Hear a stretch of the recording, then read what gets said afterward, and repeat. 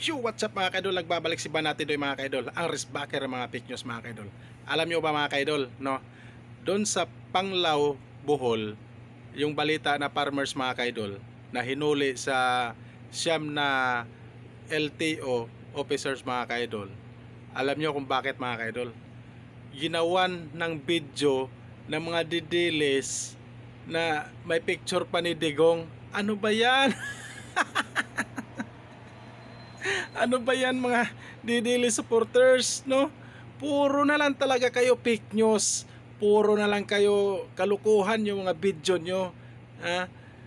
Akala nyo maluloko nyo kami? Maluloko nyo kaming taga Bohol? Ulol! Mga ulol kayo. Hindi po kami maluloko sa mga Duterte. Ano? Kaming taga Bohol. Ha? Kaming taga Bohol. Hindi po kami maluloko sa mga Duterte. Paggawa-gawa pa kayo ng video na may pictures ni Duterte.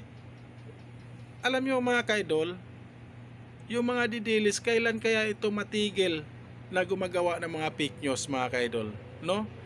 Oo, maniwala kayo mga kaidol, matigil din ito.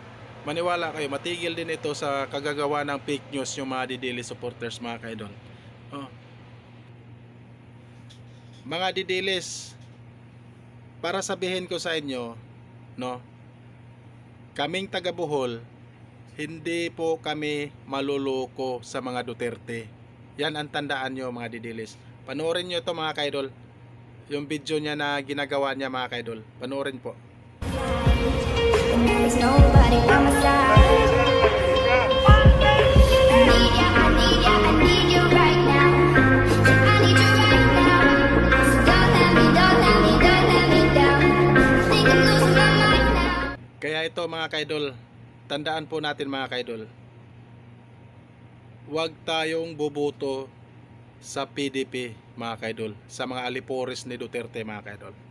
Oo, lalong lumala na lalong kumakalat ang mga fake news dito sa ating bansa, sa Pilipinas mga kaidol, pag may makapasok sa alipores ni Duterte mga kaidol. Ito pa lang mga kaidol, oh. Ito yung mga supporters sa mga PDP mga kaidol, gumagawa ng mga fake news no? Na walang katotohanan. Magandang umaga po sa inyo mga kaidol.